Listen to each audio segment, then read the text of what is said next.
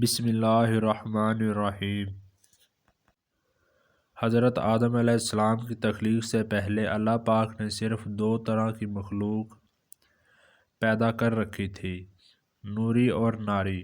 نوری فرشتوں کو کہا جاتا ہے جن کو اللہ نے نور سے تخلیق کیا لیکن ان کے جوڑے پیدا نہ کیا، جس وجہ سے فرشتوں کی اولاد پیدا نہیں ہوتی اور نہ ہی نسل چلتی ہے، جبکہ ناری جنات کو کہا جاتا ہے جنہیں اللہ نے آگ سے پیدا کیا۔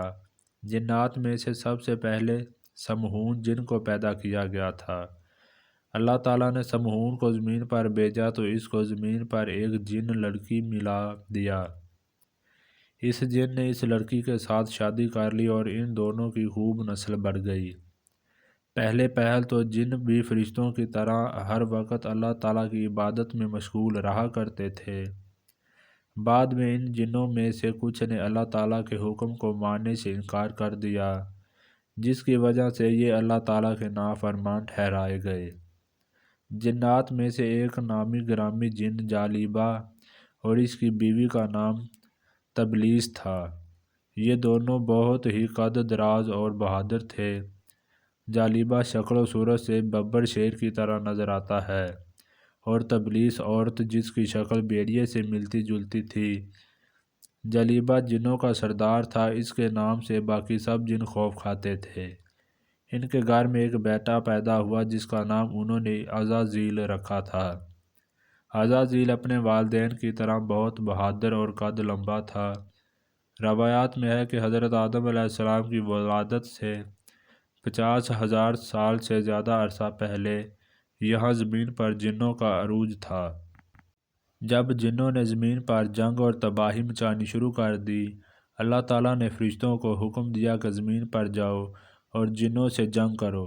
جب فرشتے زمین پر اترے تو انہوں نے جنوں کو حکم دیا کہ اللہ تعالیٰ نے حکم دیا ہے کہ زمین پر امن و امان سے زندگی بسر کرو، لیکن جنات نے فرشتوں کی بات کو ماننے سے انکار کر دیا، جس کی وجہ سے جنات اور فرشتوں میں بہت بڑی جنگ ہوئی۔ اس جنگ میں عزازیل کے والدین نے بھی بڑی ہمت کے ساتھ جنگ کی پر فرشتے جنات پر حاوی ہو گئے۔ اس جنگ میں بہت تعداد میں جنات مارے گئے، جن میں عزازیل کے والدین بھی تھے۔ باقی سرکش جنات کو اللہ کے حکم کے مطابق قید کر لیا گیا، ان میں عزازیل بھی شامل تھا۔ فرشتوں کو حکم ہوا کہ عزازیل کی بہترین پرورش کی جائے۔ فرشتوں نے عزازیل کو عبادت کرنے کے بہترین طریقے سے آگاہ کیا، جس کی وجہ سے عزازیل اللہ تعالیٰ کا ایک بہت عبادت گزار بندہ بن گیا۔ عزازیل بہت قابل اور عقل مند بن گیا۔ اللہ تعالیٰ نے اس کو فرشتوں کو خطاب دینے کے لیے مقرر کیا تھا۔ فرشتے عزازیل کو نیک اور پرہیزگار کہتے تھے۔ حضرت کعب بن احبار کہتے ہیں کہ عزازیل کو 40,000 سال تک جنت کا خزانچی مقرر کیا گیا تھا۔ 80,000 سال تک وہ فرشتوں کے ساتھ رہا تھا۔ 20,000 سال تک عزازیل فرشتوں کو تعلیم و تربیت دینے کے لیے معلم قرار دیا گیا۔ حضرت جبرائیل، میکائیل، اسرافیل اور عزرائیل علیہ السلام بھی عزازیل سے تعلیم تربیت حاصل کیا کرتے تھے۔ اللہ تعالیٰ تو رب کائنات ہے، اس سے کوئی چیز چھپی ہوئی نہیں ہے۔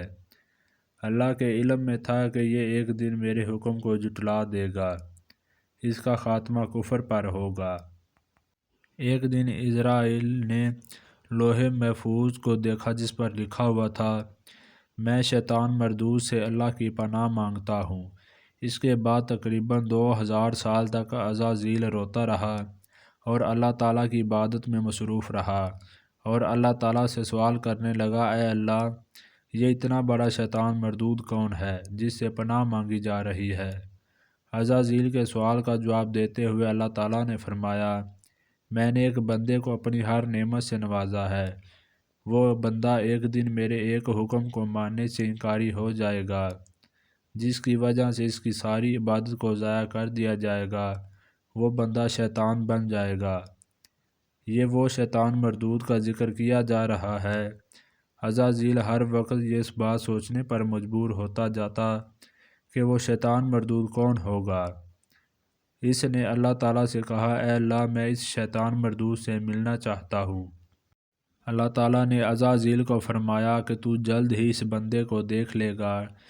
اس نے اللہ تعالیٰ کی یہ بات سن کر کئی ہزار سال عبادت میں گزار دیے۔ پھر ایک دن عزازیل کے علم میں آیا کہ اللہ تعالیٰ ایک ایسے انسان کو پیدا کرنے جا رہا ہے جس کے پتلے کو بنانے کے لیے آسمانوں اور زمین سے مٹی کو اکٹھا کیا جا رہا ہے۔ جب اللہ تعالیٰ نے حضرت آدم علیہ السلام کے پتلے کو پیدا کیا تو اس پتلے کو 40,000 سال تک اسی طرح پڑا رہنے دیا، اس میں جان نہ ڈالی تھی۔ فرشتوں کا جب حضرت آدم علیہ السلام کے پتلے کے پاس سے گزر ہوتا تو اس پتلے سے بہت زیادہ حیران ہو جاتے تھے، جبکہ ابلیس کا گزر ہوتا تو وہ حضرت آدم علیہ السلام کے پتلے کو اذیت دیتا تھا۔ جب اس پتلے کو ابلیس مارتا تھا تو اس سے مٹی کے کھڑکنے کی آواز سنائی دیتی تھی۔ ایک دن اللہ تعالیٰ نے اپنے سب فرشتوں کو حکم دیا کہ سب میرے پاس اکٹھے ہو جاؤ۔ جب سارے جمع ہو گئے تو اللہ تعالیٰ نے حکم دیا، میں زمین پر اپنا ایک بندہ پیدا کرنے جا رہا ہوں جو زمین پر جا کر میرے حکم کی تعمیل کرے گا۔ فرشتوں نے کہا، اے اللہ، یہ بندہ زمین پر جا کر تیرا نافرمان ہو جائے گا، ہم تو ہر وقت تیری ہی عبادت کرتے ہیں۔ اللہ تعالیٰ نے فرمایا، جو کچھ میں دیکھ رہا ہوں تم وہ نہیں جان سکتے۔ سب فرشتوں کو حکم دیا گیا کہ حضرت آدم علیہ السلام کو سجدہ کرو۔ عزازیل کے علاوہ سب فرشتوں نے اللہ کے حکم کی تعمیل کر دی۔ اللہ تعالیٰ نے عزازیل سے فرمایا کہ تم سجدہ کیوں نہیں کرتے ہو؟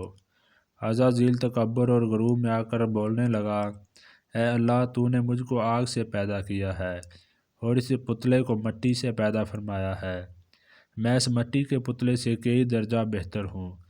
عزازیل کی بات سن کر اللہ تعالیٰ نے عزازیل کو وہاں سے نکال جانے کا حکم دیا کہ یہاں سے چلے جا، تو شیطان مردود ہو چکا ہے، تم پر قیامت تک میری لعنت ہوتی رہے گی۔ پھر عزازیل نے کہا، اے اللہ، مجھے قیامت کے دن تک زندہ رہنے دے۔ اللہ تعالیٰ نے عزازیل کی بات کو مان لیا اور اس کو قیامت تک کی مہلت دے دی۔ عزازیل نے کہا کہ میں تیرے بندوں کو ہر طرح سے تیرے حکم کا نافرمان کرتا رہوں گا، جن میں سے بہت زیادہ میرے سکیچنے میں آ کر تیرے نافرمان ہو جائیں گے۔ جب اللہ تعالیٰ نے عزازیل کو یہ الفاظ کہتے سنا تو فرمایا، اسی وقت یہاں سے چلا جا، تو میرا بندہ تیری بات کو مان پر نافرمان ہو جائے گا تو میں اس کو جہنم کی آگ میں ڈال دوں گا۔ تو عزازیل کو تکبر اور غرور کرنے اور اللہ تعالیٰ کا حکم نہ ماننے کی وجہ سے آسمانوں سے زمین پر پھینک دیا گیا تھا۔ اس طرح عزازیل نے اپنی ساری عبادت کو رائے گاں کر لیا تھا۔ وہاں سے نکل کر وہ عزازیل سے ابلیس بن گیا تھا۔ قرآن پاک کے علاوہ دوسری آسمانی کتابوں عقیدوں میں بھی اس کا ذکر پڑھنے کو ملتا ہے۔ یونانی کتابوں میں اس کو اپولین اور مقدس کتاب میں اس کو سٹیل لوسیفر کے نام سے پکارا گیا ہے۔ شروع سے ایک عقیدہ لوسیفر کو سچا مانتا آ رہا ہے، وہ عقیدہ شیطان کی عبادت کرتا ہے۔ یہ عقیدہ رکھنے والوں کا کہنا ہے کہ لوسیفر بالکل ٹھیک تھا۔ وہ کہتے ہیں کہ لوسیفر نے خدا کے حکم کو نہ مان کر اچھا کیا ہے، وہ لوسیفر کو خدا کے برابر مانتے ہیں، نعوذ باللہ، وہ شیطان کی عبادت میں مشغول رہتے ہیں۔ ایسا عقیدہ رکھنے والے کو لوسیفرزم کہلاتے ہیں۔ روایات میں ہے کہ ابلیس کی موت اس وقت آئے گی جب اسرائیل پہلا سور پھونکیں گے، بعد دوسرا سور پھونکنے کی تیاری کر رہے ہوں گے۔ قرآن میں حکم ہے کہ روز محشر کے بعد ابلیس اپنے پیروکار سے اعلان کرتا ہوا کہے گا کہ تم اپنے گناہوں کے ذمہ دار خود ہو۔ وہ کہے گا کہ خدا نے تم کو سچا وعدہ دیا تھا، میں نے جو وعدہ تم کو دیا تھا میں اس کی مخالفت کرتا ہوں، مجھے تم پر کسی قسم کا تسلط حاصل نہ تھا سوائے اس کے کہ میں نے اپنے آپ کو بلائے اور تم سب نے میری بات کو مان لیا، بس مجھے ملامت نہ کرو، اپنے آپ کو ملامت کرو۔ اب میں تمہاری فریاد سننے والا نہیں ہوں، نہ تم میری فریاد درست ہو سکتے ہو۔ اللہ تعالیٰ سے دعا ہے کہ ہم کو نیک عمل کی توفیق دے، آمین۔